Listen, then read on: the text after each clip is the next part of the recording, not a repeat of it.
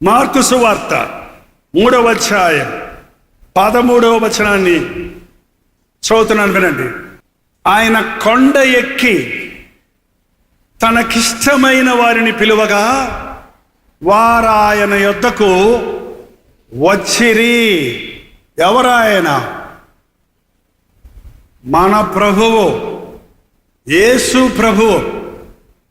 ఆయన ఈ లోకంలోనికి వచ్చి మనవలే జీవించి శోధించబడి పాపము లేనివాడిగా ఉండి 30 సంవత్సరాల వయసులో బయటకు వచ్చాడు. అంతవరకు ఎక్కడ కనబడలేదు ఆయన.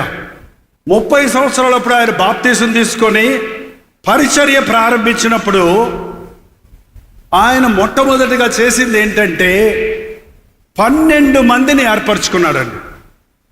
ఇంకా ఆయనకి ప్రసంగాలు మొదలు పెట్టలేదు, జనులు రావటం లేదు, మందిరం లేదు, ఏమీ లేదు.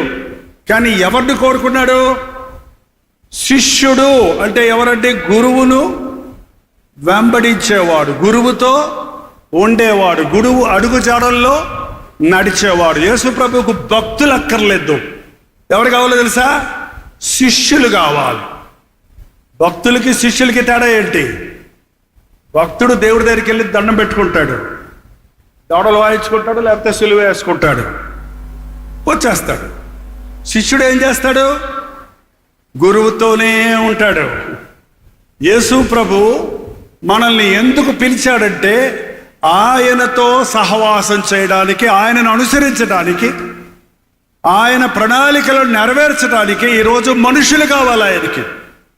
దూతల్ని కోరుకోవటం లేదు సువార్తను చెప్పడానికి, మనుషులని కోరుకున్నాడు.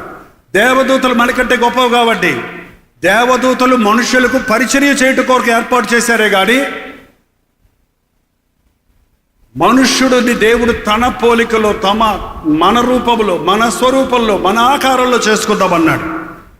కాబట్టి ఆదాము అవ్వలతో దేవుడు సహవాసం చేయాలనుకున్నాడు. అది సాతాను వల్ల పోయింది. ఈ రోజుకి ప్రభు నీతో నాతో సహవాసం చేయాలని ఆశపడుతున్నాడు. అందులో కొందరిని పిలుచుకున్నాడంట. మిమ్మల్ని ఎవరు పిలిచారు ఇక్కడికి రమ్మని? ఆలోచిస్తున్నారండి? మిమ్మల్ని ఎవరు పిలిచారు? 3 రోజులు కాన్ఫరెన్స్ అని యాడ్ ఇచ్చారు కదండి. యాడ్ ఎంతమంది చూసుంటారు చెప్పండి? సోషల్ మీడియాలో అందరూ వచ్చారా? అందరు ఉన్నారు ఇక్కడ. మరి మీరే ఎందుకు వచ్చారు? మిమ్మల్ని దేవుడు పిలుచుకున్నాడు. మొదటగా నమ్మండి ఇది. You are not here by an accident, but you are here with an appointment with God. దేవునితో ఒక ప్రత్యేకమైన దర్శనం, ముఖాముఖిగా ఆయన్ని ఎదుర్కోవడానికి దేవుడిని ఇక్కడికి రప్పించాడు. ఎందరో ఉన్నారు లోకంలో, కానీ కొందరిని ఆయన పిలిచాడు. నేను ఆకర్షిస్తేనే కానీ ఎవరు నా యొద్దకు రాలేరు అని చెప్పాడు ప్రభు. మీరు దేవుని దృష్టిలో ఉన్నారు అన్న సంగతి రూఢిగా మీ మనసుల్లో ఈరోజు నమ్మండి. Okay, very good. తనకిష్టమైన వారిని పిలుచుకున్నాడు. ఎందుకు? 3 రోజుల మీటింగ్లో కూర్చొని వెళ్ళిపోమనా? ఎందుకో చదవండి, అక్కడే ఉంది. వారు తనతో కూడా ఉండునట్లును. ఆగండి గబగబ చదివేక మళ్ళీ చదువుతాను చూడండి. ఆయన కొండ ఎక్కి తనకి ఇష్టమైన వారిని పిలువగా వారు ఆయన ఎద్దుకు వచ్చిన వారు తనతో కూడా ఉండునట్లు దెయ్యములను వెళ్ళగొట్టు అధికారము గలవారై సువార్తను ప్రకటించుటకు వారిని పంపవలనని ఆయన 12 మందిని నియమించెను. ఎందుకు? తనతో ఉండుటకు, తన అధికారాన్ని వాళ్ళకి ఇవ్వటానికి. ఎవరు అధికారం మనకిస్తారట? సర్వాధికారము నాకు ఇవ్వబడింది, ఆ అధికారం నీకు ఇస్తానంటున్నాడు ప్రభు. నా యందు విశ్వాసం ఉంచిన వారు పాటలు పాడతారు మాత్రం చెప్పలేదు ఆయన. ఏం చెప్పాడు? నాకంటే గొప్ప కార్యాలు చెయ్యాలి మనం. అప్పుడే ఈ లోకం ప్రభు దగ్గరికి వస్తుంది. కూర్చొని వాళ్ళగా ఉండటం వల్ల ప్రయోజనం లేదండి. ప్రభువిచ్చే శక్తిని పుంజుకొని దెయ్యములను వెళ్ళగొట్టు అధికారము, రోగములను స్వస్థపరచు అధికారము. 10వ అధ్యాయం 1వ వచనం చదువుకుందాం. ఆయన తన 12 మంది శిష్యులను పిలిచి అపవిత్రాత్మలను వెళ్ళగొట్టుటకును, ప్రతి విధమైన రోగమును, ప్రతి విధమైన వ్యాధిని స్వస్థపరచుటకును వారికి అధికారం ఇచ్చెను. పిలిచింది ఎందుకు అనుకుంటున్నారు? జీతం ఇచ్చి పంపిస్తానికి అనుకున్నారా? ట్రైనింగ్ ఇచ్చి పంపించేయడానికి అనుకున్నారా? 3 రోజులు మీటింగ్లో కూర్చునేది ఎందుకు? మనం ఇక్కడ నా అధికారం కూడా మీకు ఇస్తాను. దయ్యములను వెళ్ళగొట్టుటకు, అపవిత్రాత్మలను వెళ్ళగొట్టుటకు, ప్రతి విధమైన రోగమును, ప్రతి విధమైన వ్యాధిని స్వస్థపరిచే అధికారం ఇస్తాను నేను. ఒకటి కాదండి, సర్వాధికారము కలిగిన దేవుడు ఆయన అధికారాన్ని మనకివ్వాలని ఆశపడుతున్నాడు. ఒక తండ్రి తన యొక్క సొత్తును, తన యొక్క అధికారాన్ని, తన స్థాయిని ఎవరికి ఇస్తాడు? కుమారుడికి ఇస్తాడు. మనం దేవుని బిడ్డలమైన మరుక్షణంలో దేవుడు తన శక్తిని, తన అధికారమును మనకిచ్చి, మీరు సర్వలోకమునకు వెళ్ళి సర్వ సృష్టికి సువార్తను ప్రకటించండి. ఈరోజు ఒక సవాలుగా తీసుకోవాలి. ఎందుకంటే ఇక్కడ చెప్పాడు ప్రభు, చూడండి, తను పిలిచాడు, తనతో ఉండుటకు, వారికి అధికారం ఇవ్వటానికి పిలిచాడు. ఎవరిని పిలిచాడు? 12 మంది శిష్యుల పేర్లు ఉన్నాయి. మనకు టైం సరిపోదు కానీ చదివేద్దాం ఒకసారి. 10వ అధ్యాయం అక్కడ ఉంది, ఇక్కడ ఉంది, 3 చోట్ల ఉంది, మత్తయి సువార్తలో ఉంది. చూడండి, 12 మంది అపోస్తలుల పేర్లు ఏమనగా పేతురు, అంద్రేయ, యాకోబు, యోహాను, ఫిలిప్పు, బర్తలోమయ, తోమా, మత్తయి, యాకోబు, లెబ్బయి, సీమోను, యూదా ఇస్కరియోతు. ఎంతమందిని పిలిచాడు? 12 మందిని. 3 మంది వచ్చారు నీ శిష్యులుగా ఉంటామని. చాలా మంది ప్రభు చేసిన ఆశ్చర్య కార్యాలు చూసినప్పుడు, ప్రభు చేసిన స్వస్థతలు చూసినప్పుడు, చనిపోయిన వారిని లేపినప్పుడు, 5 రొట్టెలు 2 చేపలు కడుపు నిండా తిండి పెట్టినప్పుడు మేము కూడా నీతో వచ్చేస్తామన్నారు. కానీ ఆ తర్వాత వాళ్ళందరూ అడ్రస్ లేకుండా వెళ్ళిపోయారు. కానీ ప్రభువు పిలుచుకున్న ఈ 12 మంది వీళ్ళేమి ఎడ్యుకేటెడ్ కాదు, ఏ ప్రత్యేకత లేదు వీరిలో, ఏ గొప్పతనము లేదు వీరిలో. వీళ్ళు చాలా మంది చేపలు పట్టే విద్య లేని పామరులు, జాలరులు. మత్తయి అన్న ఆయన సొంకరి. సొంకరి అంటే యూదుడుగా ఉండి యూదుల దగ్గర రోమా ప్రభుత్వానికి పన్నులు వసూలు చేసేటువంటి అమ్ముడు పోయినోడు అన్నమాట. బ్రిటిష్ వాళ్ళు మన దేశాన్ని పరిపాలించినప్పుడు మన ఇండియాలో ఇండియన్ సోల్జర్స్ ఉంటే వాళ్ళు బ్రిటిష్ వాళ్ళకి, వాళ్ళు వచ్చి ఎవరిని కొట్టేవాళ్ళు? మన ఇండియన్స్నే కొట్టేవాళ్ళు. అలాంటి వాళ్ళని చూస్తే మనకి ఎలా కొట్టది? సుర్రమంతా రే, నువ్వు భారతీయుడు పోయి ఉండి వాళ్ళకి అమ్ముడు పోయి మమ్మల్ని కొడతావురా వచ్చి మళ్ళీ. అలాంటోడు మత్తయి. అందరు అసహించుకునేవాడు సొంకరంటే. ఆ జక్కయ్య కూడా సొంకరే. కానీ అలాంటోడు కోరుకున్నాడు ప్రభు. అది నాకు ఆశ్చర్యం వేస్తుంది. అలాంటోడు కొడుతున్నాడు. ఇంకొక ఆయన ఉన్నాడు సీమోను. సీమోను అన్నతను ఒక ఉగ్రవాది లాంటోడు. మేము యూదులమై ఉండి మేమెందుకు రోమన్స్కి, రోమన్లు మమ్మల్ని ఎందుకు పరిపాలించాలి, మా దేశం మాకు ఇవ్వండి అని ఉగ్రవాదుల్లాగా మనుషుల్ని చంపేయడానికి కత్తితో, బలముతో రాజ్యాన్ని సంపాదించుకోవడానికి ప్రయాసపడేటువంటి ఒక వైరాగ్యం కలిగిన, మత వైరాగ్యం కలిగిన మతాభిమాని. కానీ అలాంటి వాడిని కోరుకున్నాడు ప్రభు. ఫిలిప్పు ఒక గ్రీకు పేరు. అది ఫిలిప్పు పేరు గ్రీకు పేరు. గ్రీకు అంటే గ్రీకుల అన్యులు. ఆ గ్రీకు పేరున్న వాడిని, మరి వాళ్ళ అమ్మ నాన్న గ్రీకులో లేకపోతే అక్కడెక్కడన్నా పెరిగారో తెలియదు, కానీ అతన్ని కోరుకున్నాడు. వీళ్ళు ఒక్కొక్కరిని చూస్తే నాకు చాలా ఆశ్చర్యం వేస్తుంది. ఒక్కొక్కరి గురించి చూచినప్పుడు అందరినీ ఒకే స్థాయిలో ఉన్న వాళ్ళని కోరుకోలేదు, ఒకే టాలెంట్ ఉన్న వాళ్ళని కోరుకోలేదు.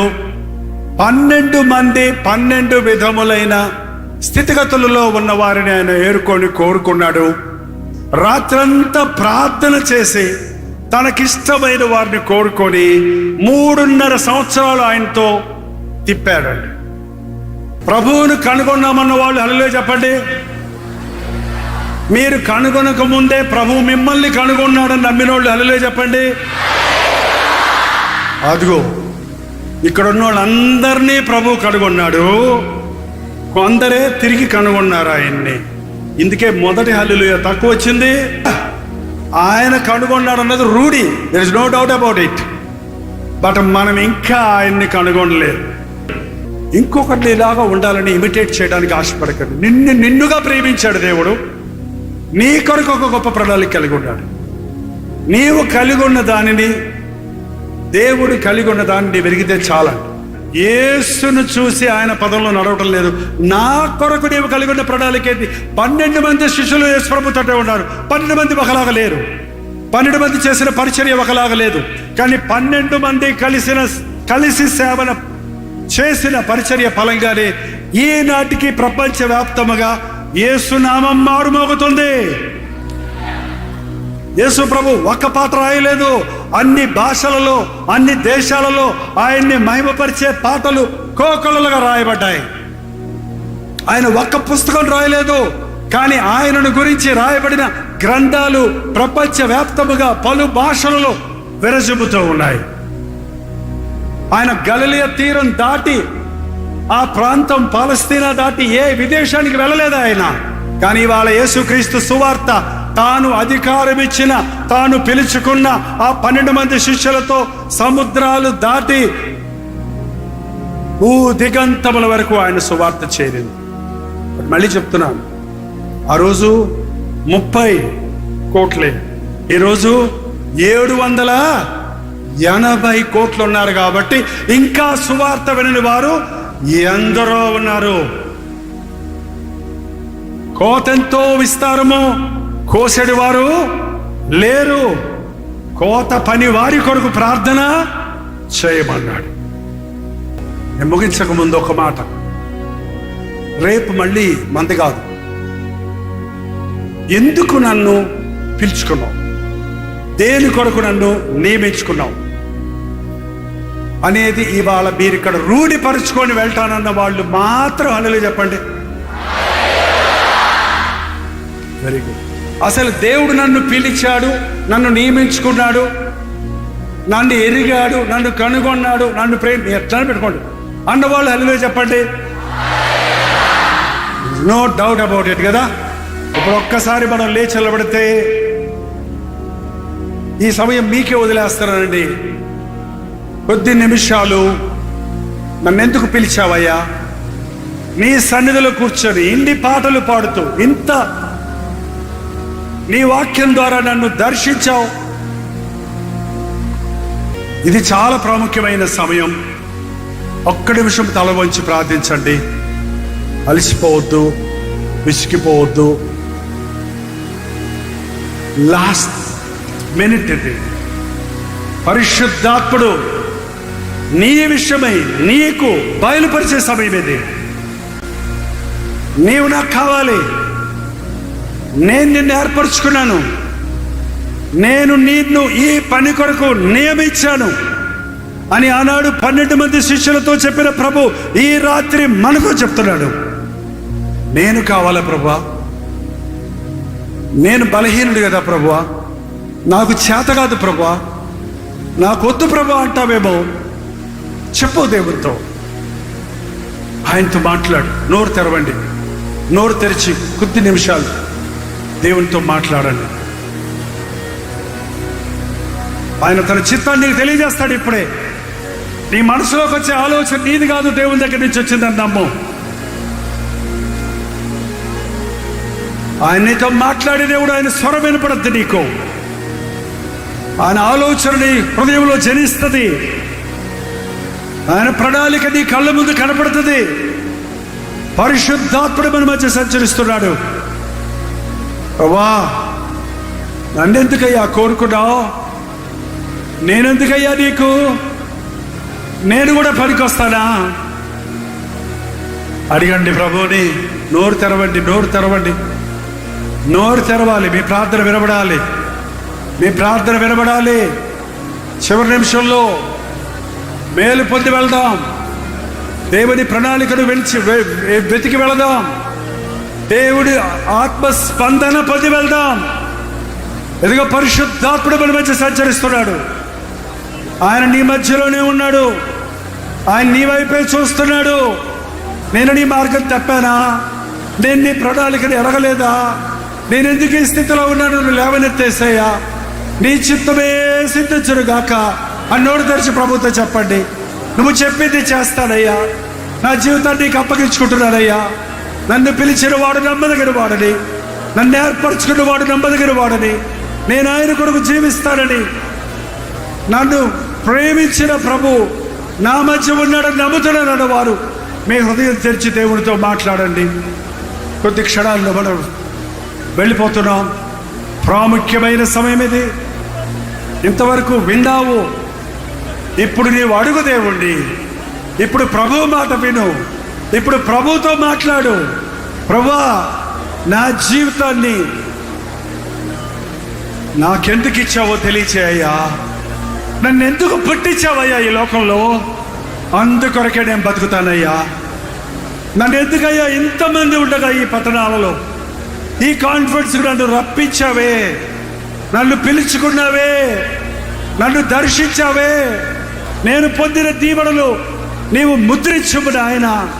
Seal it lord. అడగండి, దేవుడిని అడగండి. ప్రభువు నిన్ను భద్రపరుస్తాడు. ప్రభువు నిన్ను తన కౌగిల్లోనికి తీసుకొని కంటి పాపలా కాపాడాలని ఆశపడుతున్నాడు. నువ్వు ఆయనకి లోబడితే, నిన్ను నీవు ఆయనకి అప్పగించుకుంటే నిన్ను ఆయన మోస్తాడు.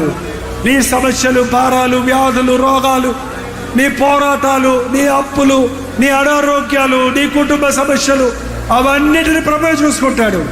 ప్రభువు రమ్మన్నప్పుడు వంకలు చెప్పొద్దు, సాకులు చెప్పొద్దు. ప్రభా, ఇదిగో నా జీవితమయ్యా, ఎన్నోసార్లు చెప్తున్నానే కానీ నా జీవితాన్ని నీకు పూర్తిగా అప్పగించలేదు. ఎన్నో మీటింగులకు వెళ్ళాను, ఎన్నో ఉద్యమాలు అనుభవించాను, కానీ మళ్ళీ పడిపోతున్నానయ్యా.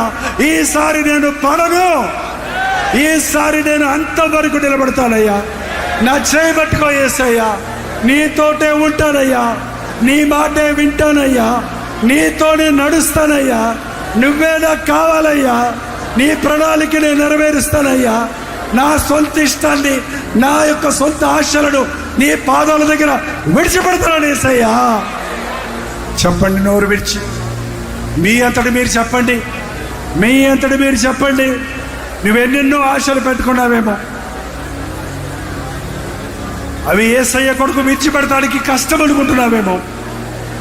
నీవు అనుకున్న దానికంటే దేవుడు నీ కొరకు కలిగి ఉన్నవి గొప్పవి. నీ చిత్తమే నా జీవితంలో సిద్ధించును గాక. మళ్ళీ పడిపోకుండా, మళ్ళీ జారిపోకుండా, మళ్ళీ నీకు దూరం అవ్వకుండా, పెంతెకోస్తు దినమున పరిశుద్ధాత్మ ఆ శిష్యుల మీదకు దిగి వచ్చినట్లుగా ప్రభువా, ఈ సమయంలో నీ సన్నిధిలో కనిపెట్టుకొడుచున్న మా మీదకు దిగి రానివ్వు నాయన. నడినెత్తి నుండి ఆరి కాలు వరకు మేము పరిశుద్ధపరచబడినట్లుగా నీ అగ్నితో మమ్మల్ని పుట్టవేయము నాయన. పాతాళపు స్వభావం నుండి మమ్మల్ని విడిపించము.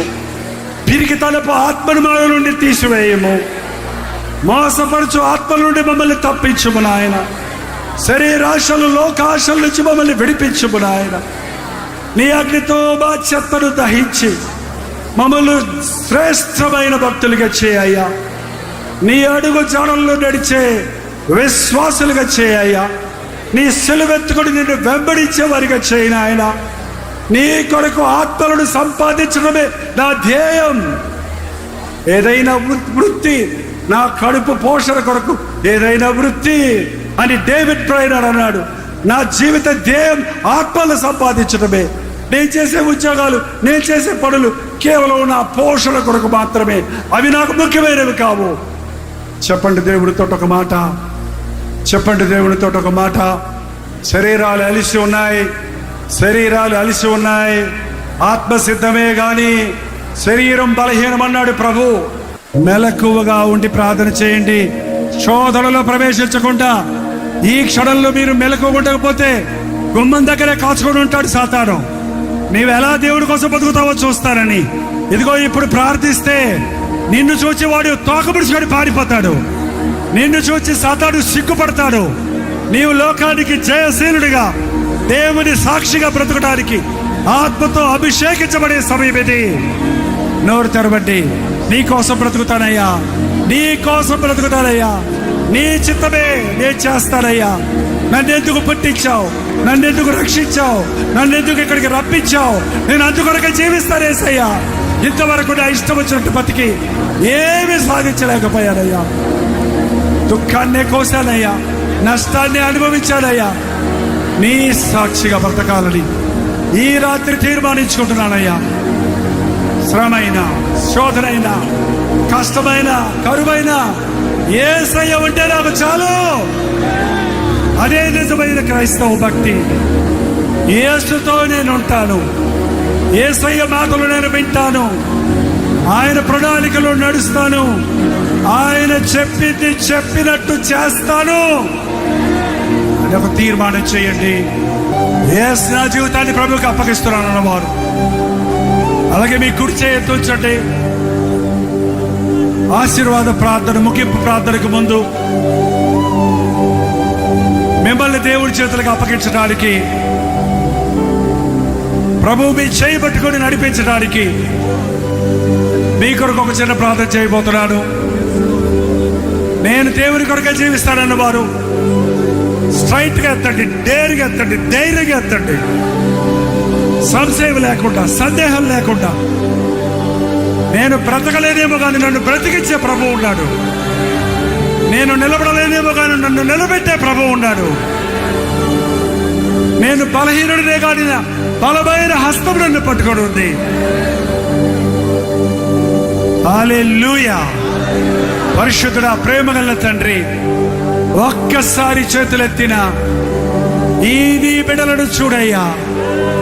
పరము నుండి నీ గాయపడిన హస్తాన్ని చాపి మమ్మల్ని పట్టుకో నాయనా. నీ చేతితో మమ్మల్ని పట్టుకో, పడకుండా కాపాడు నాయనా. నీ మార్గములో నడుచుటకు, నీ పిలుపుకు లోబడుటకు, నీ అడుగు జాడల్లో మా జీవితాన్ని కొనసాగించుటకు సహాయం చేయి నాయనా. నిజమే తండ్రి, నువ్వు ప్రేమించిన వారు ఇక్కడ ఉన్నారయ్యా, నువ్వు కనుగొన్న వారు ఇక్కడ ఉన్నారయ్యా, నువ్వు పిలుచుకున్న వారు ఇక్కడ ఉన్నారయ్యా. మాలా ఎవరు నాశనపుత్రుడు వద్దయ్యా, ఒక్క యోధా కూడా వద్దు నాయన. మేమందరము నీ రాజ్య వారసులు అవ్వాలి, మేమందరము నీ ప్రణాళికలోనే బ్రతకాలి. నీ అభిషేకం మాకు కావాలయ్యా. మా సొంత శక్తితో మేము బ్రతకలేమయ్యా. పరిశుద్ధాత్మను మా మీద కుమ్మరించుము నాయన. మా నవనాడులలోనికి క్రీస్తు యేసు యొక్క స్వభావము కలుగునట్లుగా మమ్మల్ని అభిషేకించుము తండ్రి. ఒక్కొక్కరి పట్ల నీవు కలిగిన ప్రణాళికలు నెరవేరినట్లుగా నీవు మాలో ప్రారంభించిన ఈ కార్యము పరిపూర్ణమగుటకు, ఆ దినము వరకు కొనసాగుటకు ఆశీర్వదించుమని యేసు క్రీస్తు నామములో అడుగుచున్నాను తండ్రి. ఆమేన్, ఆమేన్, ఆమేన్.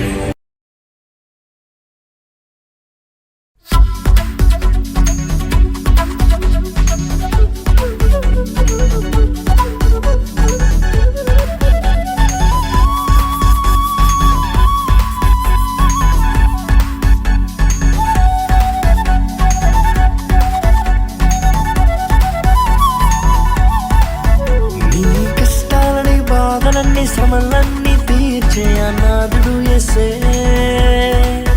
నీ కష్టాలని బాధలన్నీ శ్రమలన్నీ తీర్చే అనాథుడు యేసే.